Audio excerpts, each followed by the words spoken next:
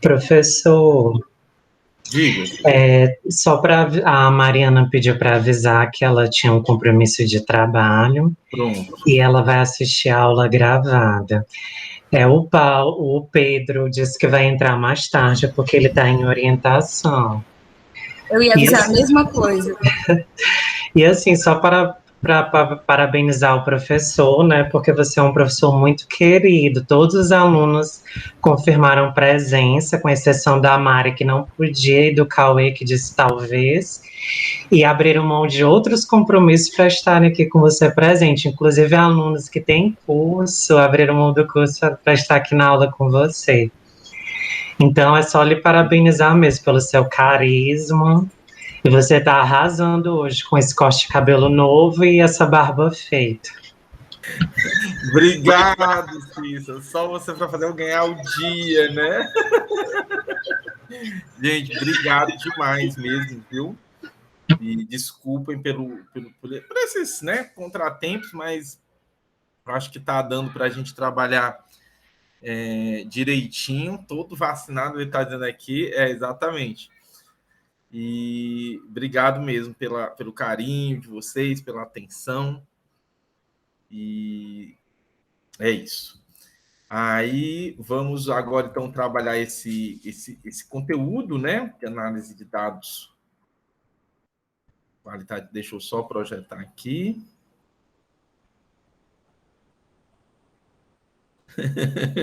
Gente, só tem mais fotinha aqui. Olha aí. Maravilhosa.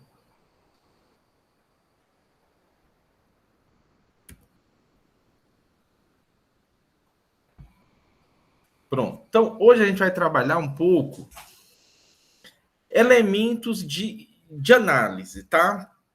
Como é que a gente pode trabalhar, o que é que a gente tem que fazer. Não vou falar só do processo da escrita, mas também falar um pouco de alguns cuidados que a gente precisa ter para ter uma informação de qualidade para poder usar no nosso trabalho, né, na nossa redação, da nossa dissertação, tese, relatório de pesquisa, tá bom? Então, vou trabalhar um pouquinho. A gente vai trabalhar uma primeira parte agora de 18 até 7h45. Aí a gente faz um intervalozinho de 15 minutos e começa às 8 a segunda parte, tá bom? Então, vamos lá. Uso de métodos quantitativos. É muito importante que, independentemente de qual método vocês vão utilizar, com qual vocês vão trabalhar, que você tenha muita, digamos assim, confiança, inclusive, nos objetivos, esteja completamente, digamos assim, convencido dos seus objetivos, e a partir desses objetivos você vai definir o método ou os métodos, né? Você pode, como a gente já discutiu aqui, trabalhar numa perspectiva multimétodos, né? Conectando aí ações de pesquisa quantitativa com uma ação de pesquisa qualitativa e até juntando diferentes estratégias, sejam quantitativas ou qualitativas. Então, para a definição do método, é sempre muito importante que você tenha ali os seus objetivos definidos de uma maneira bastante bastante clara, bastante bem definida, com bastante consistência, tá bom? Na definição do uso, né, de determinados métodos quantitativos, sobretudo se você vai trabalhar com o questionário, queria inclusive aqui fazer um agradecimento, fazer aqui um parênteses, aproveitar, fazer um agradecimento a vocês por todas as observações que vocês fizeram no questionário que eu enviei para vocês, tá bom? Então, agradecer muito a todas aquelas que enviaram as suas sugestões, só para... vou até abrir aqui. Cissa, muito obrigado. Eu incorporei todas as suas sugestões ao questionário, tá bom? todas elas, questões, as questões do perfil, né? Só abrir aqui, gente, só um instantinho. A gente já volta.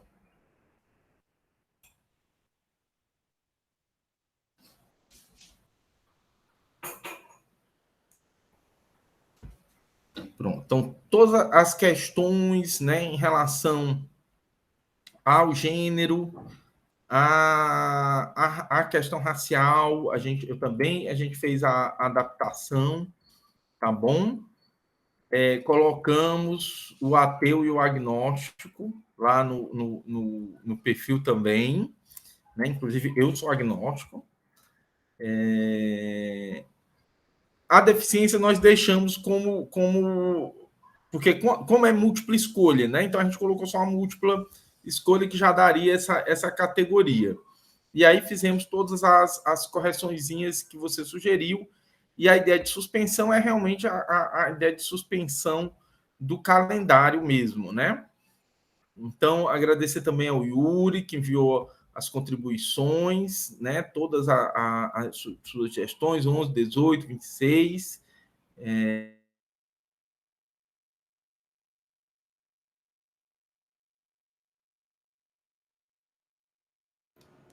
Bugou. Opa, voltou. Tá bom? Incluímos a questão sobre a mobilidade, Jodiel também, que também enviou aqui. Então, agradecer a vocês, aos demais, que já tinham.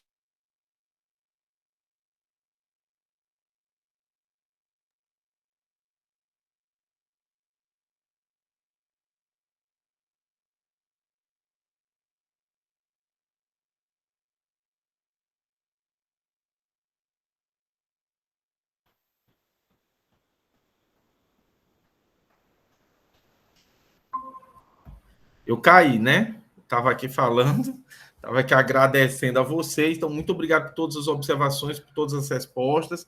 A gente testou o questionário, vamos estar iniciando ele na próxima semana para a graduação.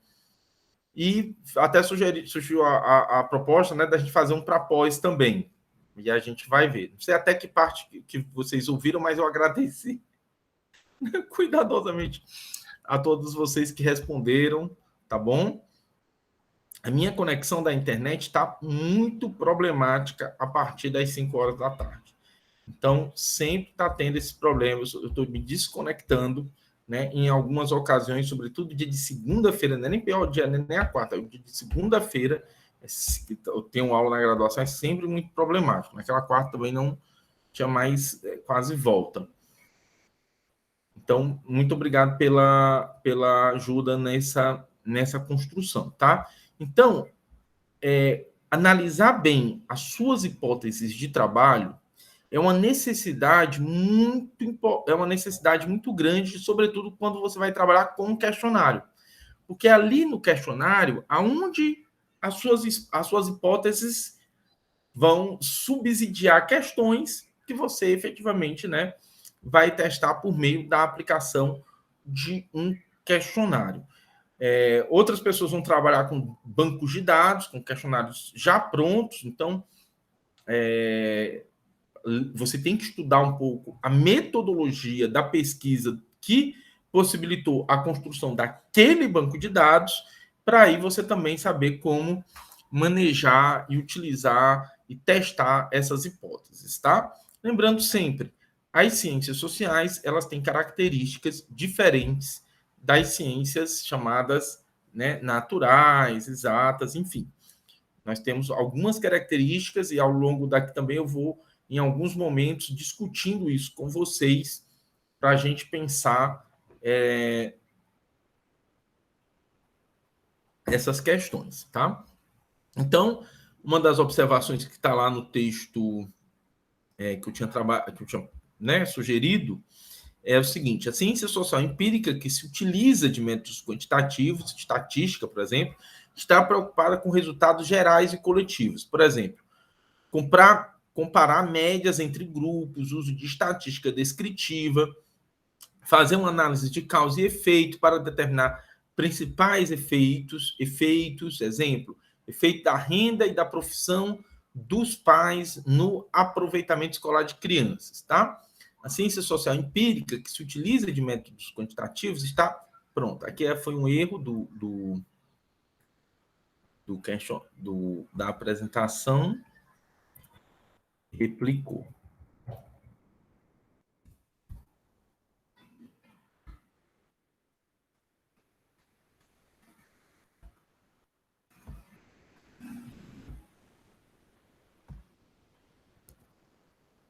Então, em geral, você vai trabalhar com métodos quantitativos quando, de fato, a sua pesquisa pede um dado que permita que você generalize, que você trabalhe com informações, com características de um grupo que você quer, de fato, entender a partir de determinadas variáveis que você vai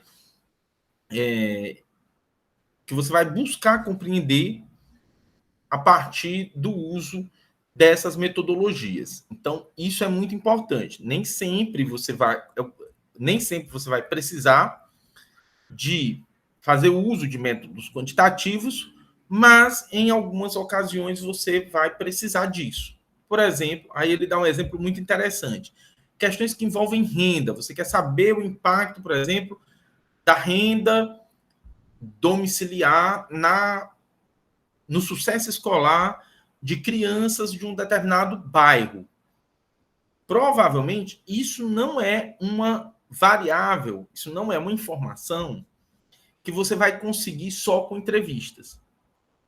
Certo? Se você quer aferir que os problemas relacionados à renda domiciliar naquele bairro têm um efeito no sucesso escolar das crianças de um determinado bairro, de uma determinada cidade, se você quer fazer essa generalização, você precisa fazer uma medição. Você precisa, de fato, para fazer essa afirmação, de uma medida que te possibilite trabalhar essa informação, generalizando ela dentro de um determinado contexto social. Neste caso, só a pesquisa qualitativa ela não vai te possibilitar fazer essa generalização, fazer esse transbordamento. E nem toda a forma de pesquisa quantitativa também. A gente vai já falar um pouco disso quando eu vou trabalhar aqui um elemento que é a amostragem, que a gente não trabalhou na aula anterior sobre métodos quantitativos, nem sobre o questionário, mas hoje eu trouxe aqui porque alguns desses elementos são muito importantes, porque nem sempre a generalização ela é possível, mesmo você tendo feito um determinado tipo de medição daquela variável no mundo social, certo? A gente vai entender por que isso acontece. Vou botar aqui, tem um negocinho. Ali também, no texto sugerido, tem algumas características que são interessantes, né, de vocês conhecerem sobre os métodos quantitativos, justamente para análise de problemas da realidade social.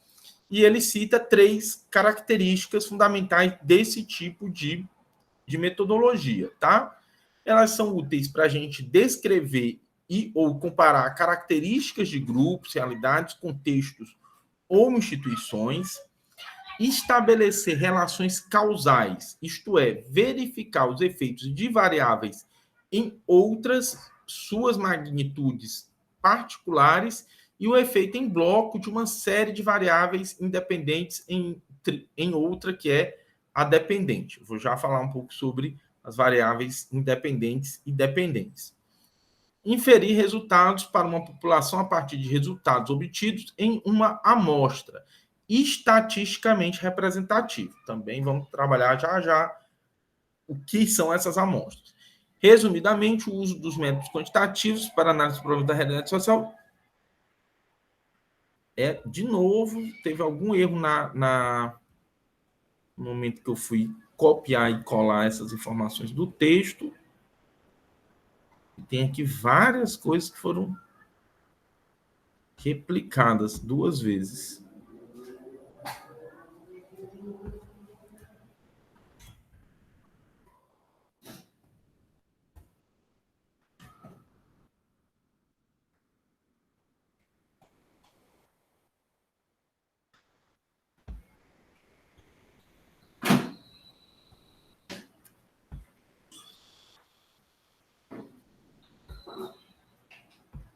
Pronto. Então, essas são 3 características gerais descritas lá no texto de porque, né, relativas aos métodos quantitativos. E aí vocês vão ver que a pesquisa quantitativa, ela tem uma característica que é essa ideia de que a partir dela, a partir das medições que eu consigo fazer utilizando a estatística, eu posso testar variáveis, tá? Essa ideia, ela sempre foi muito complicada na pesquisa social. Por quê? A ideia de variáveis dependentes e variáveis independentes, ela é oriunda da pesquisa quant na área de exatas, certo? Então, eu tenho lá uma variável independente, que é o vírus, o COVID, tá? Eu tenho lá a figura contaminada e eu quero testar isso. Eu quero testar o que é que aquela variável dependente, o vírus, né, produz. E aí eu tenho os sintomas. Esses sintomas são variáveis independentes. E aí eu testo. E aí eu consigo fazer esse teste aonde? Num laboratório sob condições controladas. Como eu já falei aqui no curso, em outras ocasiões, dá para fazer isso com a realidade social? Dá para eu pegar o grupo social, eu estou estudando lá, não, eu quero estudar os skatistas lá da Parangaba, daquele complexo lá, e aí eu vou pegar, vou murar o complexo, vou testar lá se com rampas de skate adequadas eles conseguem se tornar atletas olímpicos. Aí você vai fazer um teste, vai confinar aquelas pessoas, né, e vai fazer vários testes ali para ver se elas se transformam em atletas olímpicos, né? O que é que vai acontecer com você? Você vai ser presa ou preso, né? Porque você não pode confinar pessoas, né, para fazer os testes. Aí você, não, mas é em nome da ciência. Não dá. A gente não faz pesquisa em condições de laboratório. Então, quando a gente fala de variáveis independentes e dependentes nas ciências sociais, é sempre complicado. É sempre complicado, mas elas estão lá, certo? Vamos supor, você tem uma hipótese, tá?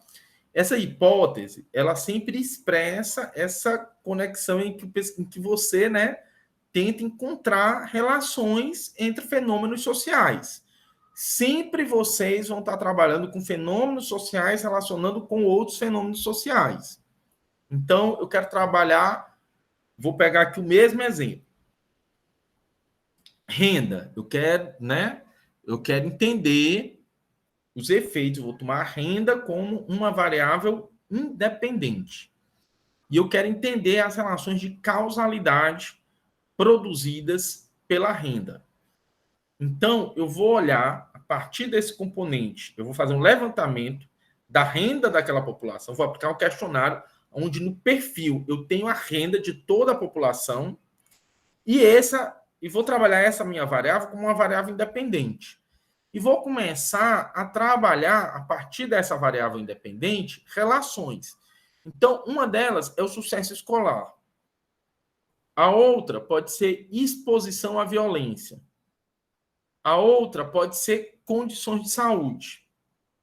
E posso trabalhar também questões relacionadas a lazer, esporte, bem-estar. Então, eu posso, a partir da renda, ter uma série de outras... Posso ter essa variável e, a partir dela, ter outras variáveis e relacionar com elas. Aí muita gente vai dizer assim, não, mas a própria renda tem relações de causalidade com outros fenômenos. Sim ou não?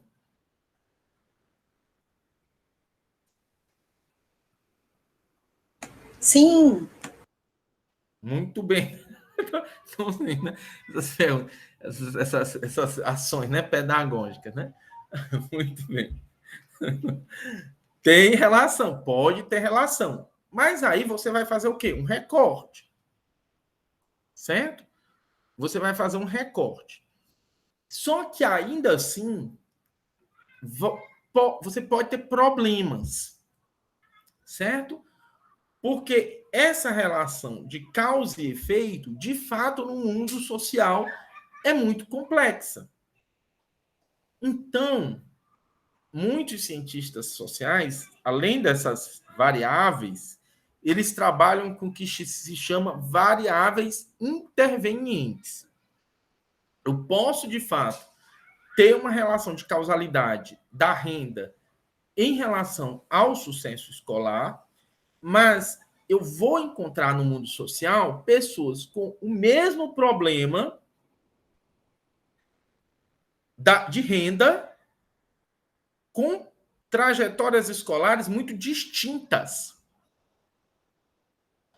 Então, eu posso ter várias variáveis intervenientes para explicar isso. Uma delas, por exemplo, pode ser a racial, a variável racial. Posso ter, de repente, dentro dessas oscilações, situações em que grupos de pessoas negras têm um sucesso escolar diferente dos grupos de pessoas brancas.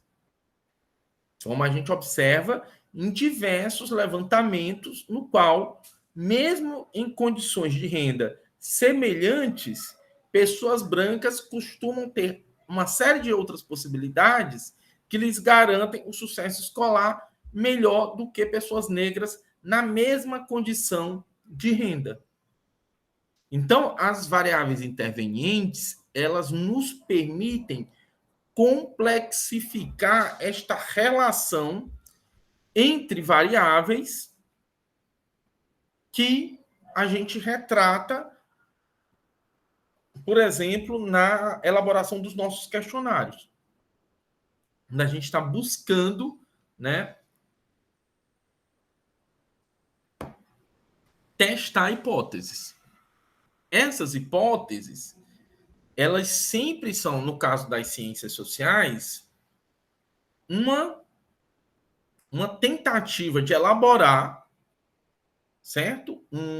Uma relação de causalidade, de conexão, de relação entre fenômenos sociais, mas vocês sempre têm que ter a ideia do seguinte: a hipótese, a sua hipótese de trabalho, você começou o trabalho querendo ver isso, assim, não, então a renda ela é determinante para o sucesso escolar. Aí você fez os testes e a realidade mostrou que não, que a renda não era determinante. Pessoas brancas tinham uma taxa de sucesso alta, pessoas negras tinham outra taxa de sucesso. Aí a sua pesquisa mostrou que a questão racial ela colocava um outro componente que explicava, inclusive, melhor do que a renda, as dificuldades escolares da população investigada. Questões de gênero, questões de orientação sexual, questões de religião, questões relacionadas à trajetória de vida, a ter ou não uma rede familiar. Então, a sua pesquisa ela pode ir mostrando e complexificando a relação que você estabeleceu inicialmente a partir de hipóteses iniciais. Então, quando você vai escrever a sua dissertação ou a sua tese, isto tem que aparecer. O que é que acontece e não com muita raridade? As pessoas têm uma hipótese, essa hipótese é sustentada por determinadas teorias, os dados de campo dizem radicalmente o contrário do que a teoria está mostrando, e você faz o quê? Ignora a realidade para enquadrar a realidade dentro daquilo que você estabeleceu como sendo o cenário de causa e efeito desejado.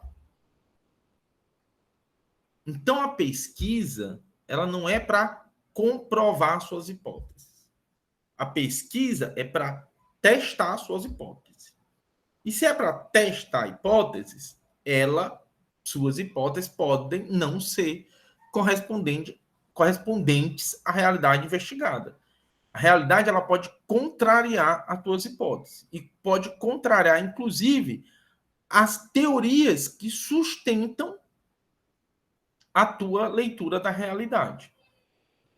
Então, ao escolher trabalhar com um método quantitativo, você tem que estar ciente de que você está embarcando num tipo de pesquisa, tá? Onde as hipóteses elas vão te ajudar a construir os instrumentais.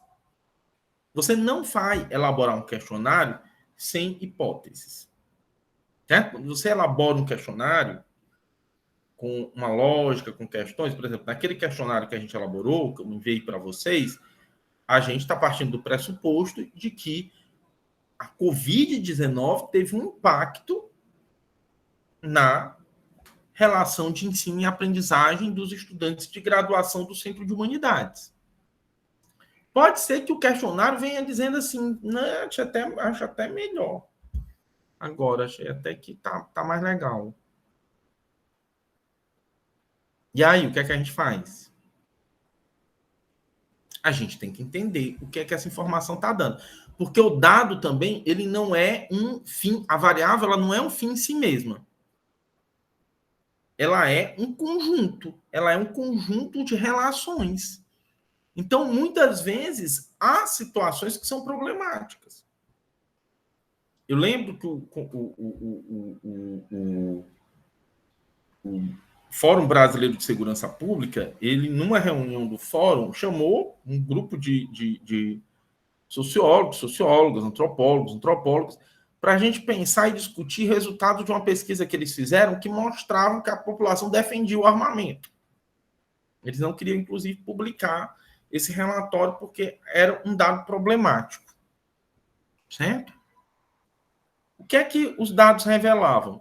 Mostravam que, de fato, havia uma adesão ao armamento, mas, ao mesmo tempo, mostravam uma população extremamente fragilizada do ponto de vista da segurança pública. Então, quando a gente ia observar essas variáveis, o que é que a gente encontrava?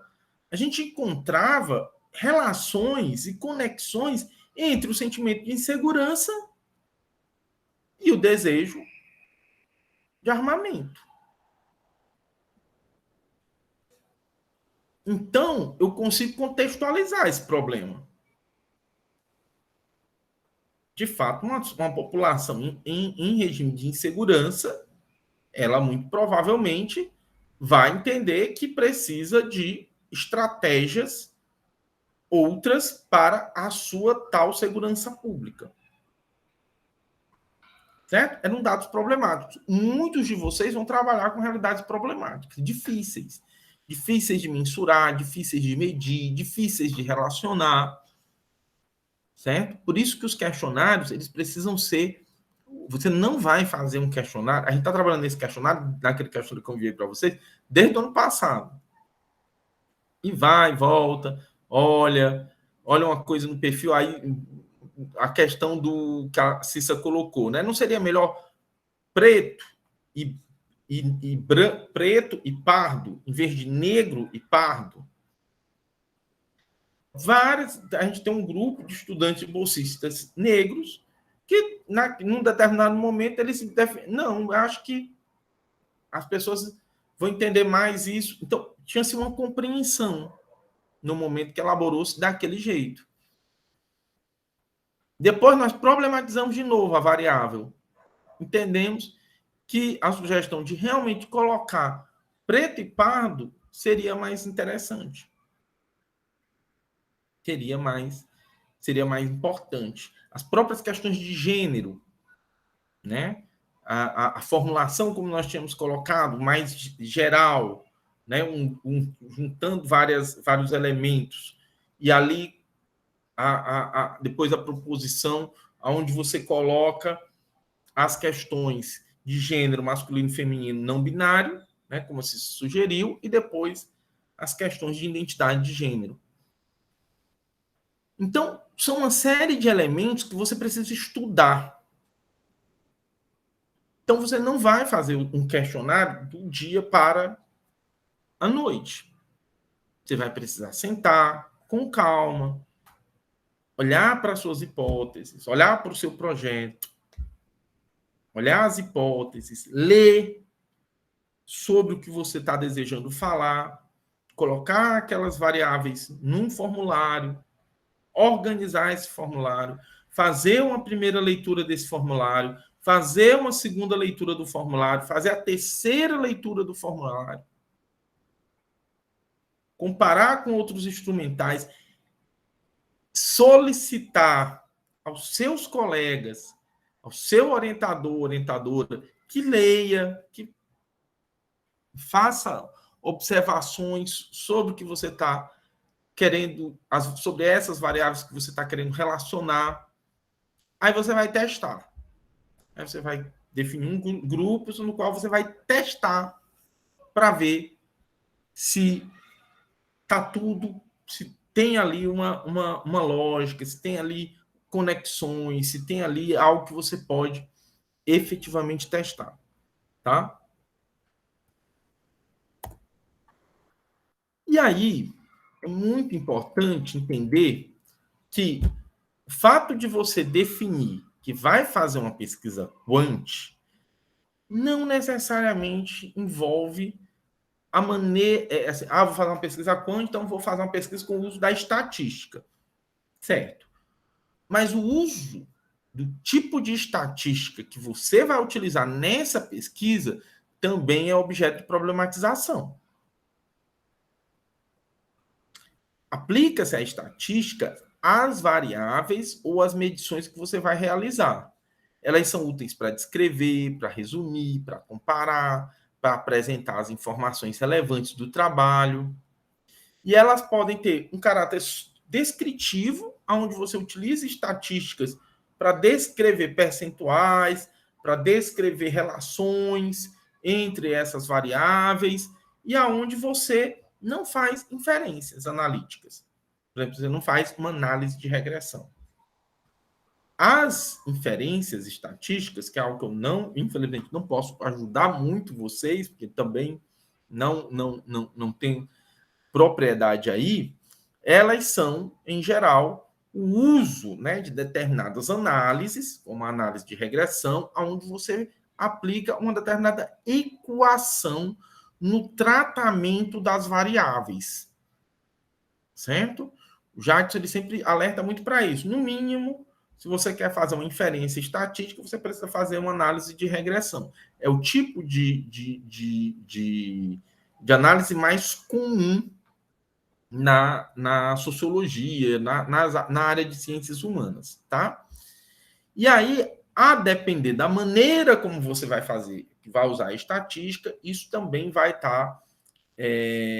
ter uma repercussão na confiabilidade, na consistência estatística do teu trabalho. Certo?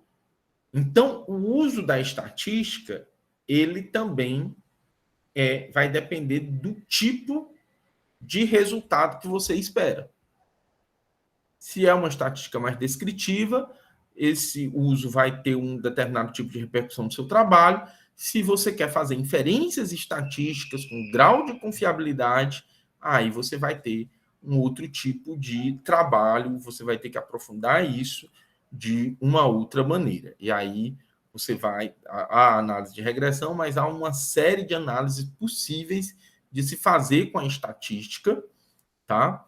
E aí hoje tem muitos tutoriais que vocês podem estar investigando, podem estar estudando, mas é realmente para alguém que quer estudar índices, estudar indicadores sociais, estudar a construção de índices, inclusive, né? Quando você pensa índices de desenvolvimento humano, onde você junta várias variáveis para construir um indicador e atestar aquele indicador a partir de um tipo de mensuração que envolve toda a construção dos elementos desse indicador. Inclusive, muitas vezes, as pessoas elas não trabalham construindo indicadores, mas elas trabalham com indicadores. Se você vai citar um indicador, um índice no seu trabalho, você precisa, na sua metodologia, destacar a maneira como aquele índice foi construído. E por que você e como você está fazendo uso disso para afirmar um determinado tipo de coisa dentro do seu trabalho. Então, não é um trabalho só de ir lá e pegar o indicador e jogar o indicador dentro do trabalho. Você precisa saber como ele foi elaborado e explicar por que ele, elaborado daquela forma, está ali fazendo parte da maneira como você está analisando aquele determinado fenômeno social. Super importante isso, certo? Plano de amostragem. O plano de amostragem vai ser muito importante na hora de você fazer determinadas afirmações dentro do seu trabalho. Na outra aula, eu tinha inclusive dito, né, falado que a análise quantitativa ela te permite generalizações. Ela te permite extrapolar determinadas informações porque você fez medições, né, dentro do grupo. É diferente da entrevista, tá? Na entrevista, estão te falando que existem facções criminosas que atuam na periferia de Fortaleza. Aí você está dizendo, ó, foi me dito para mim que facções criminosas atuam na periferia de Fortaleza. Esta afirmação é incorreta do ponto de vista da pesquisa qualitativa, porque ela não te permite afirmar que existem facções criminosas atuando na periferia de Fortaleza. Ela vai te permitir dizer que nos bairros em que você visitou e conversou com moradores, existem relatos da atuação de facções criminosas na periferia de Fortaleza. É um preciosismo? É, porque vocês estão fazendo dissertação e teses. Então, vocês são as rainhas e reis do preciosismo. Nada mais precioso do que o trabalho de vocês. Então, o trabalho de vocês tem que ter realmente uma consistência onde não se diz qualquer coisa. E você vai ser cobrada, e você vai ser cobrado. Se você disser que lá tem facções... Não, mas isso aqui você está dizendo com base em quê? Não, foi as pessoas que me disseram. Ah, então, essas pessoas que lhe disseram, elas atuam, né, como agentes sociais, dentro de um determinado limite. Então, dentro desse limite de tempo e espaço, você está correta. Você está correto. Mas, para eu generalizar, eu preciso de uma variável mais abrangente. Certo? Preciso de um dado onde eu possa demonstrar, dizer assim, olha, 80% dos moradores entrevistados em diferentes bairros da cidade de Fortaleza me disseram que existem facções. Então, eu posso, com muita propriedade, dizer que existem facções criminosas atuando nos bairros de Fortaleza. A pesquisa quantitativa, ela te permite isso. Ela te permite generalizar, ela permite transbordar, extrapolar a informação, tá? Mas ela não permite isso de qualquer jeito. Depende do seu plano de amostragem. Nós temos 2 tipos, basicamente, de amostragens com o qual nós trabalhamos dentro das ciências sociais. Certo? As amostragens de tipo não probabilística, onde você tem limites para generalização, e a amostragem probabilística. Na amostragem não probabilística, você não tem tanta possibilidade de extrapolar. Uma pesquisa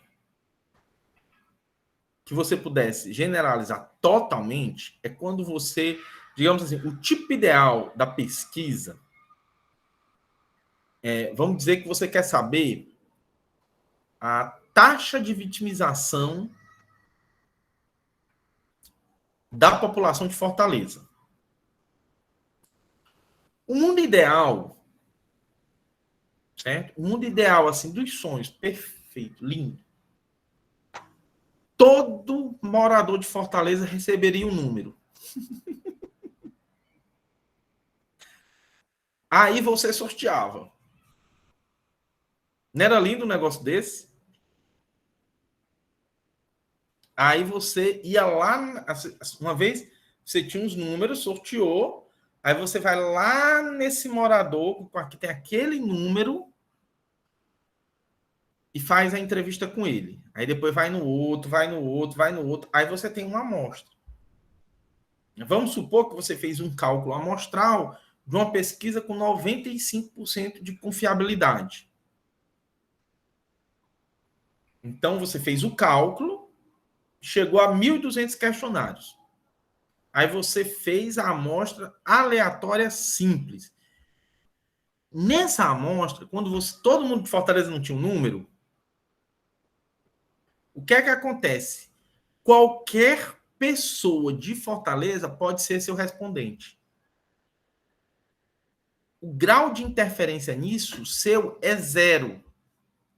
Qualquer pessoa do universo de Fortaleza pode responder à tua pesquisa. É uma amostra probabilística com alto grau de confiabilidade. Você é a pesquisadora deusa, o pesquisador Deus, capaz de afirmar tudo o que você quiser. Porque tá linda a sua pesquisa, é perfeita. Quais são as chances de você conseguir fazer uma pesquisa assim?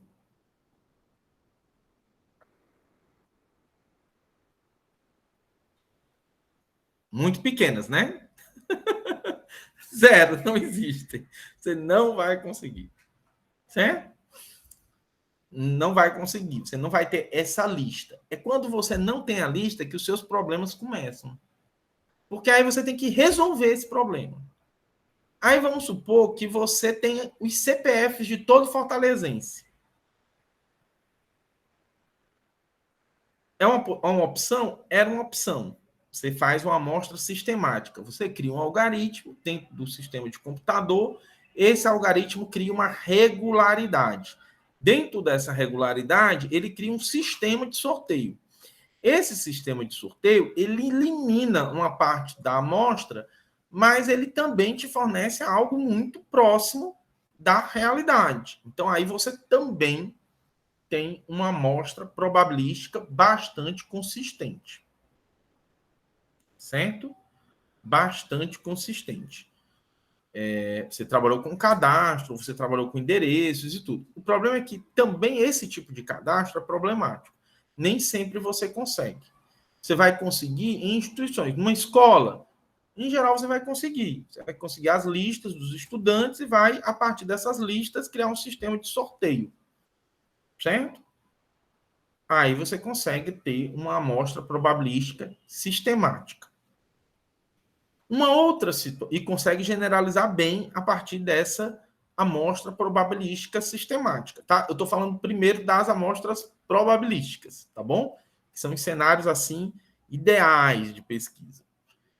Em geral, como é que a gente faz? A gente trabalha com amostras estratificadas. A gente tem uma população que é entrevistar pessoas com determinadas características e vai, a partir dessas características, criar as nossas listas.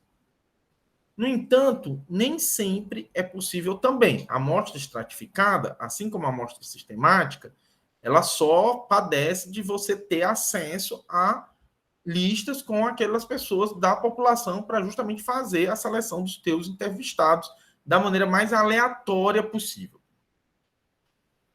Muitas equipes de pesquisa, sobretudo aqui no Ceará, vão trabalhar com a amostra de cluster, que é por conglomerados ou agrupamentos.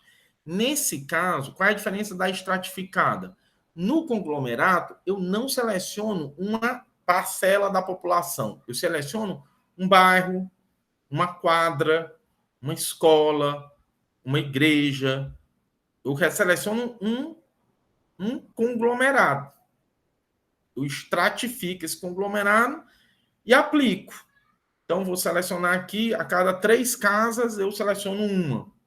E saio aplicando o questionário do conglomerado. Fico na igreja, a cada 3 pessoas seleciono. Eu posso fazer por conglomerado estratificada, entrevistar tantas mulheres, com tantas coisas e tal. Posso. Aí você, em geral, muitas pesquisas trabalham assim. Certo? Estratifica a população e aplica por conglomerado. A pesquisa por cluster tem o famoso viés de cluster, porque ao criar o meu conglomerado, eu já elimino uma série de possíveis respondentes. Certo? Então, é uma pesquisa que tem um menor potencial de generalização do que se eu estivesse trabalhando com a possibilidade de qualquer pessoa da população ser um respondente sem a minha interferência. Certo? Em geral, qualquer um desses 4 modelos é difícil para a gente da pesquisa social. Tá? Por exemplo, uma pesquisa... Agora, a gente estava até fazendo trabalhando numa ideia de uma pesquisa de vitimização super complicado. Como é que eu faço um conglomerado num bairro que está controlado por uma facção, né, onde as pessoas não podem entrar, onde as pessoas não podem sair, onde existe a atuação, muitas vezes, de grupos, né, até de policiais atuando. Como é que eu vou fazer isso dentro desses bairros com um risco real, né, para a pesquisadora, para o pesquisador? Então, até essa por conglomerado, muitas vezes é muito complicado. A gente vai recorrer muitas vezes a instituições, a escola, a um CAPS, a um posto de saúde, a um centro de referência e assistência social. Então, é esses equipamentos onde eu vou, né, fazer isso. Só que quando eu começo a fazer isso, aí eu já estou trabalhando com uma amostra não probabilística. E quando eu trabalho com amostra não probabilística, mesmo eu fazendo uma pesquisa quant, a minha possibilidade de generalizar esse resultado, ele é menor. Certo? E aí, quais são os tipos de amostra não probabilística que eu tenho? Uma amostra por conveniência, quando realmente você não vai ter acesso ao bairro, você tem uma série de dificuldades e você resolve ir para o posto de saúde e entrevistar quem vai aparecer no posto de saúde. Você eliminou centenas de respondentes da sua pesquisa. Todas as pessoas que não estiverem sentindo nenhum problema de saúde não vão responder à sua pesquisa. Então, a sua possibilidade de generalizar o resultado está diretamente ligada à conveniência que você criou. Outro tipo de amostra não probabilística é a por julgamento. Você definiu o tipo de respondente que você quer. Isso é muito comum, por exemplo, em pesquisas sobre aborto. Não vai ser qualquer mulher que vai responder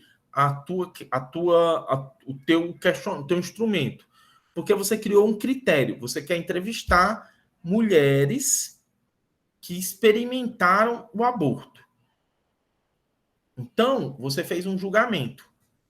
Não interessa a você o universo das mulheres, o universo das mulheres de Fortaleza pensam sobre o aborto. Interessa a você saber o que as mulheres que realizaram um aborto pensam. Então, você fez um julgamento. A sua pesquisa tem uma intencionalidade. Então, ela não é geral a população de mulheres de Fortaleza. Ela é geral dentro de um universo de julgamento que você também vai muito provavelmente acessar por conveniência ou por bola de neve. Tá? Você vai ter um critério de julgamento e você vai ter também ainda um outro elemento. Tá? O que é a amostra de bola de neve? Você não sabe você não conhece seu universo. Você saiu, aplicou o questionário com uma mulher que realizou um aborto, e aí você pergunta a ela se ela conhece outras pessoas. E aí ela te indica. E a outra indicada indica outra pessoa. E o outro indicado indica outra pessoa até você formar uma rede de respondentes. Isso acontece, por exemplo, também com populações de rua. Você quer identificar, você conhece alguns pontos de população de rua, mas você quer identificar coisas assim. É muito comum que moradores de rua, eles indiquem pontos da cidade onde tem moradores de rua e que você não sabia. Você não conhecia, você, por mais que tenha observado o fenômeno, você não conhecia. Então, você vai também por meio de construindo uma amostra por bola de neve, certo?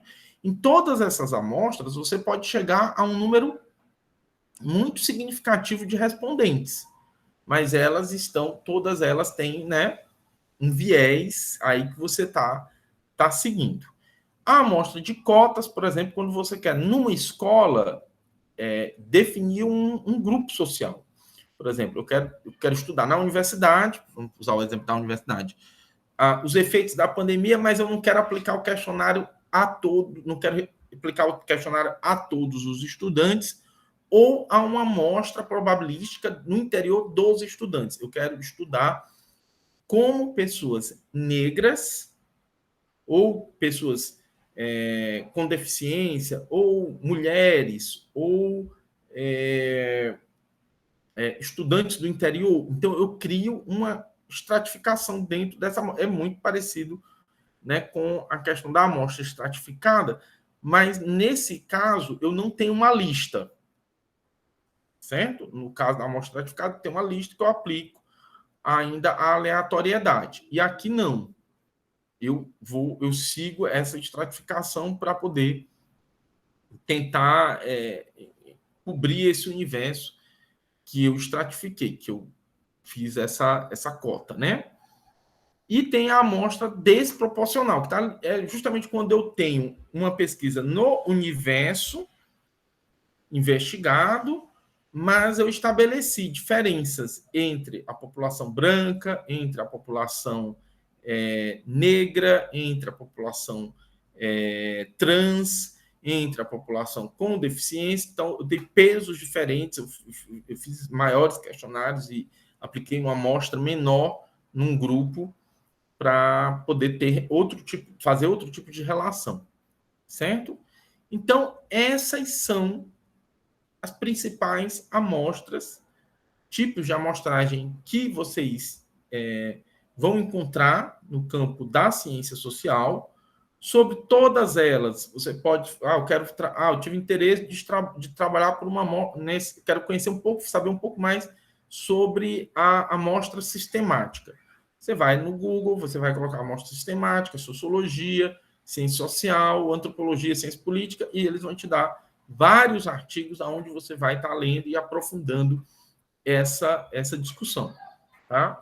Essas são as principais, né, um painel dessas principais amostras. Cada estratégia dessas tem implicações no resultado do seu trabalho. Então, a maneira como você vai generalizar, a maneira como você vai tratar o dado, a variável, corresponde à maneira como você definiu a sua amostra e, consequentemente, aplicou o seu questionário. Certo? A gente já falou bastante sobre o projeto de questionário, né? Vou só ressaltar aqui a questão do questionário por meio de entrevista, que requer um determinado tipo de estratégia, e o questionário por autopreenchimento. Hoje, muitos questionários estão aplicando, nós estamos aplicando, por exemplo, aquele questionário pelo autopreenchimento, e aí ele tem uma característica diferente da amostra não probabilística e da amostra probabilística, porque o que nós estamos fazendo ali é uma sondagem, onde a gente está enviando o questionário por e-mail para todos os estudantes do Centro de Humanidades. Certo? O cenário ideal é todos responderem. Só que não vai acontecer isso. Uma parte não vai responder. Então, as sondagens pela internet envolvem, em geral, um questionário por autopreenchimento. Esse questionário, ele precisa ter todas as instruções explícitas, ele precisa ser apresentado de uma maneira amigável ao respondente e, consequentemente, eu preciso sempre considerar que esse tipo de questionário, ele pode ter um viés também, porque ele pode, por exemplo, pode ser que um grupo dentro da universidade se mobilize para responder o questionário e pode ser que um grupo dentro da universidade se mobilize para não responder o questionário, para boicotar o questionário, certo? Isso acontece em vários tipos de sondagem. Então, essas questões em relação ao projeto do questionário, você também tem que ter em mente. Então, como é que você vai fazer essa amostra e, consequentemente, como é que você vai viabilizar a aplicação desse questionário? Você pode construir uma amostra probabilística aleatória por meio eletrônico? Pode. Certo? Você pode, mas você vai ter que ter algum tipo de controle, justamente para garantir essa relação de pergunta e resposta relacionada àquele sujeito relacionado, que foi selecionado para responder a essa questão. Em geral, os questionários da internet, eles trabalham com fluxos de e-mail, onde a gente tem os e-mails de uma população e a gente envia e vai trabalhar com os respondentes. Mas nesses tipos de projeto, eu preciso ter um certo controle, estar muito atento a determinados repercussões desse questionário aplicado por esse e-mail em um determinado universo. Há ainda possibilidades de aplicação do questionário por meio do telefone, mas aí nós sabemos que ainda é mais complicado, porque as pessoas tendem a, como eu, nem atender mais o telefone. Se você ligar para mim, eu não atendo, porque 98% do meu tempo o telefone toca e é alguém oferecendo algum serviço, né? Querendo comprar minhas dívidas, querendo fazer alguma transação bancária, querendo transferir conta. É um inferno, né? Até isso se transforma. Então, você ligar para as pessoas e as pessoas atenderem, né? Em geral, você tem que ter contato do WhatsApp, vai falar pelo WhatsApp com a pessoa para poder, né, estabelecer aquele contato. É muito dispendioso, muito mais interessante realmente a entrevista, né? Mas a entrevista também requer que você se prepare, certo? Requer que você se prepare realmente para, dentro de um determinado período da sua vida, você está aplicando esse questionário, certo? A apresentação dos dados, né? Em geral, as nossas apresentações, elas fazem uso de tabelas, fazem uso de gráficos e nuvens, né? Hoje em dia tem vários programas inclusive de dados qualitativos, né? Que eles quantificam ali determinadas respostas, né? Palavras, e fazem uso de nuvens. É muito interessante, inclusive o pessoal da ciência da computação tem muito essa discussão do design, né? O design da apresentação é muito importante para a composição da dissertação ou tese de maneira objetiva e lógica, com análise sempre suficiente sobre o que está sendo demonstrado para o leitor. Nenhuma tabela e nenhum gráfico substitui a sua explicação, certo? É muito comum. As pessoas abrem, tem gente que faz um relatório, assim, abre um tópico e joga as tabelas e joga os gráficos. E pronto. Ou faz assim escreve umas 2 linhas, bota um monte de gráfico, um monte de tabela Não. Cada tabela, cada gráfico, ele não abdica, você não pode abdicar da explicação, e o gráfico não é uma substituição da tua explicação. Você precisa realmente perder um tempo com o que você está querendo dizer.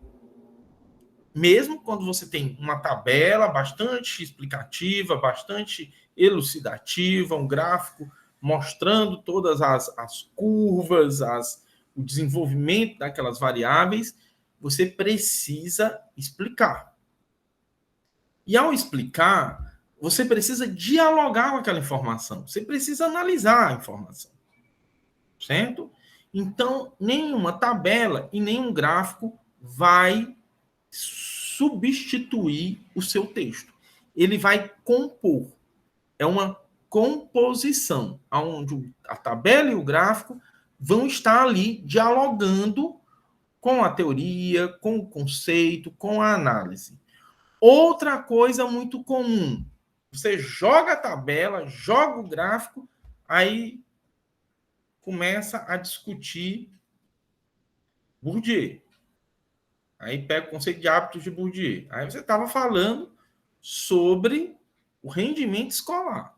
Aí você mostrou uma série de variáveis, né, intervenientes, mostrando a relação entre renda, raça, gênero e rendimento escolar.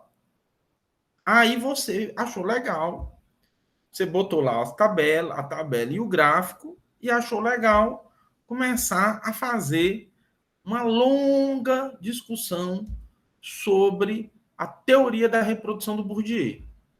E aí vem Bourdieu, vem Passeron, vem Bernard Lahire, vem a literatura brasileira, vem a literatura canadense, vem a literatura chinesa, que maravilhoso, ninguém nem sabia que você lia mandarim, mas você mostrou que lia mandarim, fez toda uma revisão da literatura chinesa sobre a sociologia, e você discute tudo menos a informação que está na sua tabela. Isso é incomum acontecer, tão comum quanto respirar. Então, várias dissertações e teses onde as pessoas fazem uma pesquisa extensiva, coloca o dado, aí acha que é só para o dado está ali só para estar lá mesmo. Quem vai explicar o que está acontecendo no mundo é o Bourdieu. Aí você vai 2 horas de Bourdieu, você lendo e querendo achar, assim, né? E na esperança que a pessoa volte para aquele tema, até que o capítulo se encerra numa citação do Bourdieu. Aí você pega uma citação, bota a citação no texto e encerra seu capítulo. Ninguém termina texto, tópico, capítulo com citação, viu? Já disse isso algumas vezes. A tabela, tenham paciência. O que cada um de vocês vai fazer um trabalho único de pesquisa. O que me interessa são são os teus dados. Os teus dados são a coisa mais importante do seu trabalho. Eu estou interessado neles. Eu estou interessado em saber quais são as variáveis que você encontrou e que são únicas para essa discussão. Então, valorizem. Valorizem, exagerem. Aí, professor Luiz Sá disse que eu podia exagerar. Vou logo dizer que meu trabalho é inédito. Nunca ninguém chegou a essa variável, nunca ninguém fez uma tabela dessa na história da humanidade. 100 anos de solidão e essa é a única tabela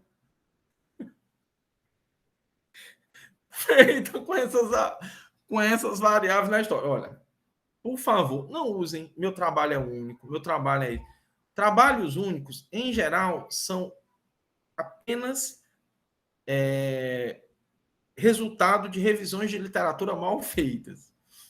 Certo? Então, você não fez uma revisão da literatura direito, aí você acha que seu trabalho é único, não existe outro na face da Terra. E sempre existe. Certo? Então, vai lá, apresenta a tua informação, apresenta teus dados, valoriza os teus dados e relaciona ele, dialoga, usa, traz o autor, mas para conversar com esse dado. Não trabalha ele só no parágrafo, não. Trabalha em 2, 3, até chegar a outra informação. Sabe? Às vezes vocês fazem um trabalho, os estudantes fazem um trabalho de campo imenso, aí fazem 3 capítulos de teoria e no último, os dados. Aí os dados vêm assim, ó. Passa pelos dados. Valorizem. Não fez a pesquisa? Valoriza. Esta informação, ela é muito importante. Certo? Então, as tabelas, os gráficos, eles estão ali para dialogarem com o seu texto, para fazerem com que as coisas conversem, tá? E explicar aquela realidade. Os dados não falam por si mesmos, tá? O dado não é uma coisa que resolve todos os seus problemas. Eles precisam de análise e reflexão crítica. Você tem que fazer a crítica dos dados. Você aplicou o questionário, jogou as informações no banco de dados, rodou aquele negócio, fez os cruzamentos que você achou que tinha que fazer, fez uma análise.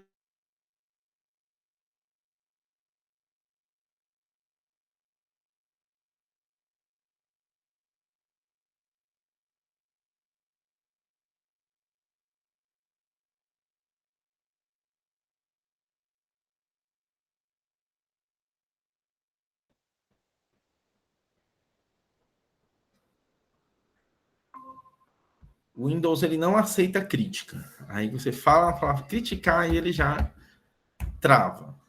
Certo? Vocês estão me ouvindo agora? Pronto.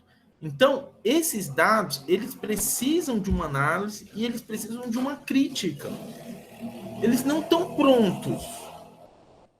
Certo? Você aplicou o questionário, você jogou no banco de dados, você tratou, você puxou os relatórios, você precisa analisar aquilo ali. Você precisa parar, sentar, olhar, perder tempo. Esse é um dos grandes problemas das nossas pesquisas. A gente não tem mais tempo. Né? Como é que a gente faz a pesquisa?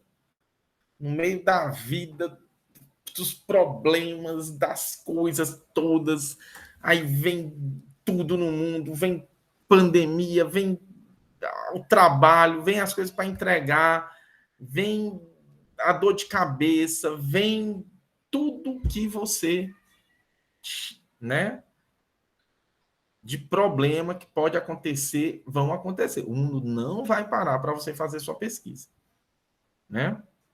Então, como em geral vocês são pessoas que gostam de se relacionar com as outras pessoas, porque isso também é um problema do pesquisador da área de ciências sociais, né? Vocês gostam de ter relações afetivas, né? De amizade, com a família, relacionamentos amorosos, todas essas coisas. Tudo isso é o quê? Problema. São variáveis que atrapalham o seu trabalho. certo? Se você fosse sozinho, fosse uma pessoa sozinha, só vivesse para fazer sua pesquisa, nada disso, nenhum problema ia acontecer. Você ia passar dias e dias só olhando para os seus relatórios, para os seus dados. Não ia ter problema nenhum. Você ia fazer um... Não acontece, né? Então, cada um de vocês carrega uma bagagem que não vai poder deixar ali no cantinho para poder terminar a pesquisa. Por isso que é muito importante que você mensure o seu tempo. Que você realmente tenha uma estratégia de saber que naqueles meses você vai aplicar questionário, naqueles meses você vai tratar disso, vai colocar no banco de dados, vai tratar, e você vai ter um tempo com os relatórios. Certo? Você vai puxar os relatórios, você vai olhar para os dados e você vai conversar com eles. Você vai conversar mesmo, assim, olha isso, e vai pensar, vai imaginar aquilo ali, vai ficar pensando naquilo ali. Então você precisa ter um tempo. É uma semana, é um dia, é 2. Não pode ser, é o seguinte, eu estou aqui agoniado, puxando os relatórios e jogando aqueles relatórios, aqueles gráficos, aquelas tabelas dentro do texto. Desse jeito, não dá certo. Você vai fazer aquilo que eu estou criticando. Vai ter um relatóriozão, vai ter um capítulo com um relatório. Aí você joga os gráficos, as tabelas, aí tá a tabela tanto por cento, aí a tabela tanto por cento, aí a tabela... Os dados demonstram que eu estava certo desde o começo. Concluo que sou uma das pessoas mais bem-aventuradas em termos de ter razão dentro das ciências sociais do Ceará. Pronto. Né? 3 linhas. Você conclui o seu trabalho. Tem que respirar. Eu sei que é difícil, mas tem que conversar com esses dados. E é depois de fazer essa análise, é depois de refletir criticamente, é depois de ter conversado com eles, que aí você vai estabelecendo as relações que vão constituir de maneira lógica os resultados que você vai apresentar. Os conceitos e as teorias, eles vão te permitir a confrontação dessa realidade empírica. Aí você vai fazer uma reflexão compreensiva, você vai comparar criticamente, você vai observar os cenários, você vai problematizar com a conjuntura. Certo? Você vai ver, as pessoas, encontrei aqui na minha pesquisa, variáveis de que a maior parte dos bolsonaristas não tem armas. São pessoas ótimas, são pessoas legais. Eu nem sabia que vários fazem parte, inclusive, da minha família. Aí você vai problematizar, né, esses dados, né? Você não vai... Mas por quê? Como assim? Como é que, mesmo você observando relações em que essas pessoas não têm armas, por que há uma defesa da arma? Então você vai trazer a teoria, você vai dialogar com outras informações, você vai discutir a conjuntura política do país, vai trazer autores que te ajudam a discutir essa conjuntura. Então o dado ele não vai te mostrar a realidade ali, pronto, tem um dado quantitativo. Não. Ele vai precisar de outras leituras, de outras informações. Ele vai precisar da tua energia diante dessas informações. E problematizando essas informações, tá? E aí por que é muito bom ter um projeto que está na sua memória? Porque lá, quando você for analisar, você vai ver que você tinha hipóteses no início do seu trabalho. Essas hipóteses elas não precisam ser comprovadas, mas elas servem sempre de referências analíticas que possibilitam tecer relações sempre com base nos resultados encontrados ao longo do processo. Se as tuas hipóteses estão vivas e fazem sentido para ti, ainda quando você for escrever a sua dissertação ou a sua tese, muita coisa legal vai fluir. Muita coisa legal vai fluir. Você vai ver que o teu texto vai ter densidade. Porque você consegue conectar, você consegue juntar e você consegue separar as coisas. Quando você não consegue fazer isso bem, é porque você está tendo dificuldade em tecer essas relações. Então, a tese vai pesar, a dissertação vai pesar e você vai ter dificuldade para escrever. Não tem jeito. Não tem jeito. Quando as coisas vão, assim, sendo atropeladas, você vai... Não é você que controla o processo, é o processo que, como uma onda, vai te jogando, né? Vai te carregando. No final, vai ser um peso. Porque é lá aos 45 minutos do segundo tempo que você vai correr atrás de fazer, de dizer assim, o que é que eu tenho aqui? Eu comecei, eu tinha essa ideia, mas aí você olha para aquela ideia e não faz mais nenhum sentido. Você já foi fazer outras coisas. Mas quando você mudou essa trajetória para fazer outras coisas, você não escreveu. Então você nem lembra do que é que você estava pensando quando começou a trabalhar essas informações. E aí fica difícil de analisar. E aí fica complicado. Se você optou por uma pesquisa mais quant, é importante que você tenha essas hipóteses, que você estabeleça relação com as variáveis que estão dentro do teu instrumental e, consequentemente, que você olhe para o relatório fazendo essas relações. Se você consegue fazer isso, você vai ter dificuldade, porque é sempre difícil escrever, né? Mas você vai ver como você vai conseguir fazer com que o texto ele tenha uma fluidez. Você vai ver no teu processo que ele vai ser diferente, que ele não vai ser tão pesado como é quando você vai meio que improvisando e tentando, sabe, dar conta de tudo no processo. Certo? Pronto. Eu vou parar aqui a apresentação, que aí a gente vai começar, e vou dar esse tempinho, perguntar a vocês se vocês têm questões, se vocês têm alguma reflexão que gostariam de compartilhar. Está aberto, está facultada a palavra.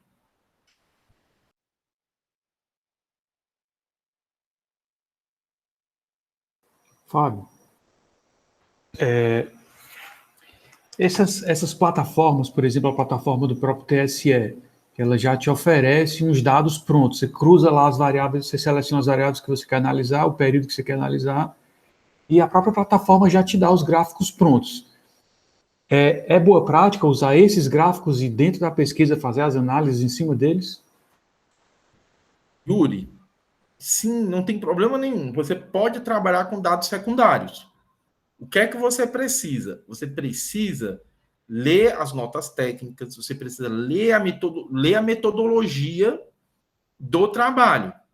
Então, você precisa ter bastante informação sobre como aquele dado foi produzido. Se você tem essa informação e você sabe qual é a função daquele dado dentro do teu trabalho, perfeito. A gente trabalha muito com esses dados, por exemplo, nas pesquisas sobre segurança pública. A gente trabalha muito com esses dados por 100 mil habitantes. Então, você tem que saber como é que esse dado é produzido, qual é o sentido dele, que contexto, né? Muitos relatórios utilizam esses dados justamente para ranquear as cidades em função do contexto de violência. Então, isso é possível? É possível. Então, você tem que saber um pouco como essa variável ela foi construída, o que é que ela revela e o que é que ela não revela. Certo? Quais são os problemas? Se você pegar... É verdade, até um problema que se tem hoje no Brasil, não existe dados de homicídio tão generalizáveis e comparáveis como os relatórios demonstram. Por quê? Porque às vezes tem uma metodologia diferente. Então, se você está trabalhando com um dado que não foi produzido por você, o que é importante? Conhecer a metodologia, tá? E aí, conhecendo a metodologia, você tem como trabalhar. É importante também Até, Yuri, porque tem dados brutos, né? Que não receberam. Você pode acessar os bancos de dados e aqueles dados brutos não receberam nenhum tratamento estatístico. E você, e muitos programas te permitem acessar esses dados e você fazer o tratamento estatístico dessa informação. Então, aí, melhor ainda, você tem mais ainda agência sobre essa informação e sobre a maneira como ela vai ser manuseada para justamente figurar, para ser retratada e analisada, criticada por você no seu trabalho. Não sei se respondi a sua questão. Sim, sim, legal. Dá para descarregar o banco de dados mesmo, assim, né? Por exemplo, no caso da plataforma do TSE, divulga candidaturas, divulgação de contas, dá para descarregar o banco de dados também. Agora, isso me leva a uma outra questão. Desculpa se eu estou tomando muito tempo, que é a seguinte. Não, imagina. Eu preciso fazer apontamentos sobre a metodologia que está descrita na nota técnica dentro da pesquisa, dentro da dissertação? Precisa. Joia. É sempre importante isso, porque quando eu estou analisando, quando eu vou olhar teu trabalho, avaliar teu trabalho, e tu está tratando daquela informação, daquele tipo de informação, eu preciso ter acesso à maneira como aquela informação foi pensada. Às vezes uma nota é uma coisa muito específica, você está trabalhando com um índice de desenvolvimento humano que é bastante conhecido, tá? Você está trabalhando uma informação muito geral, aí você coloca numa nota de rodapé, certo? Você coloca numa nota de rodapé, não vai ter tanto impacto aquilo ali na conjuntura, na leitura, na avaliação do teu trabalho. Agora, vamos supor que você está baixando um banco de dados, você vai trabalhar com essa informação, a tua pesquisa é fundamentada na produção desse banco de dados. Aí eu acho que só uma nota de rodapé não é suficiente. Nesse caso, é interessante que você faça uma discussão metodológica dentro do texto. Tá? Porque você está trazendo o banco de dados, você está trazendo aquela informação compõe todo o trabalho, então aí eu acho que é interessante você trazer uma discussão sobre isso, sobre essa metodologia, sobre a tua avaliação da metodologia, não só como ela foi feita, mas a tua avaliação, por que ela é útil para ti e como ela repercute no teu trabalho.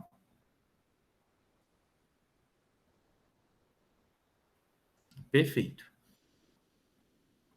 Algo mais, gente? Vocês têm mais alguma observação que eu gostaria de compartilhar?